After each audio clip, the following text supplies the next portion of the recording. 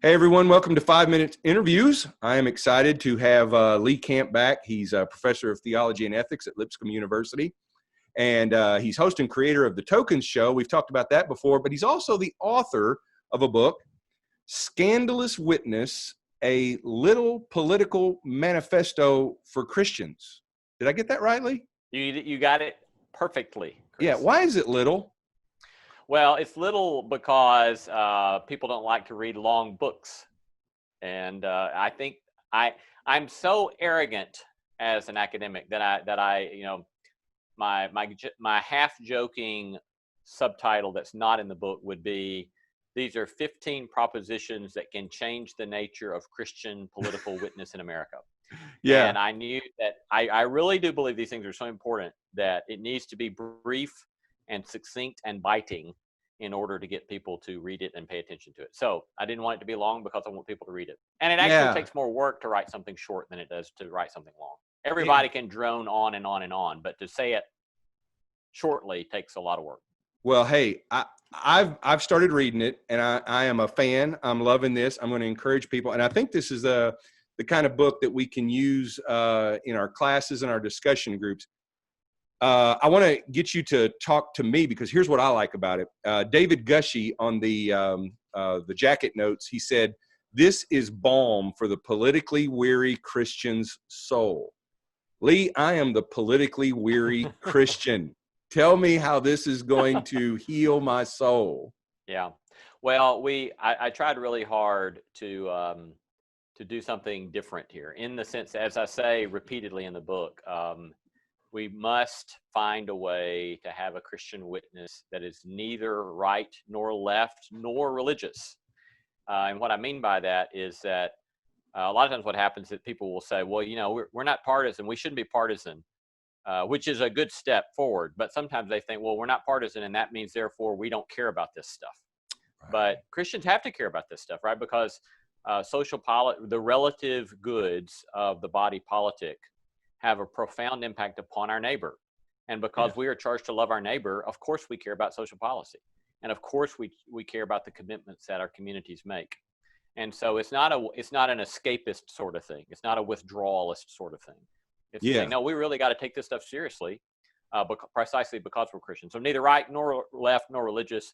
And these 15 propositions are setting forward very straightforward considerations about what it might look like to have that kind of understanding of Christianity and politics. Yeah, and I think this kind of thinking, if I'm following the book right, can help us in whatever political season we find ourselves in, or whatever political forces we're up against.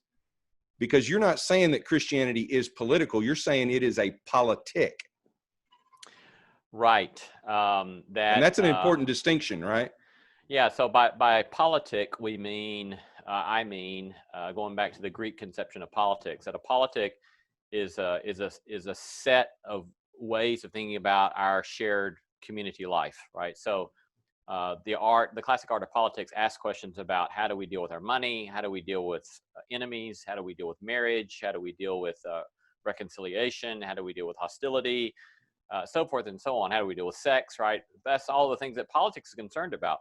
And this is stuff that Jesus talked about over and over and over again. And so Christianity is itself its own alternative politic. It's different than the right. It's different than the left. There are things about the right that Christianity can celebrate. There's things about the left that Christianity can celebrate.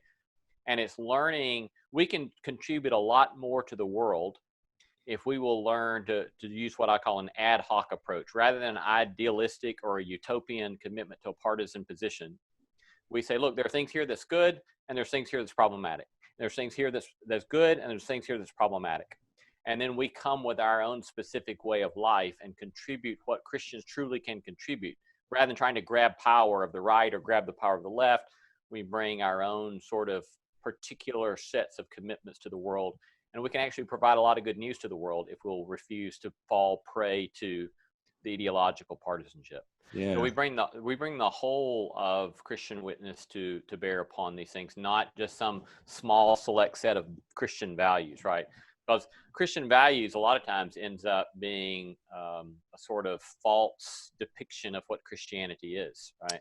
So you Right. can pick any one particular value, but if you go out and you do it in a prideful or a violent or an arrogant way, you've corrupted what it's about, because Yeah. it's a whole lifestyle. It's a whole commitment to a whole big story. And all of that story has to be brought to bear upon our engagement with the world. Yeah, that's another part of the book that I like, is that bigger picture that's involved. Listen, I'm going to Yeah. encourage people, read the book, find the book. Lee, it's been out since when? March? March, yes, that's right. Yep.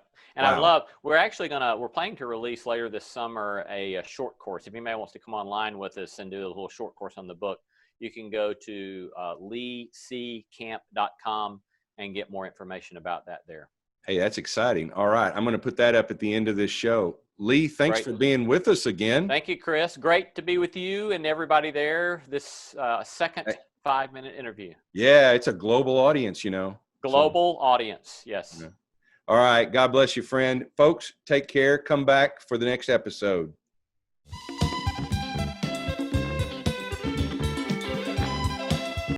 Yeah.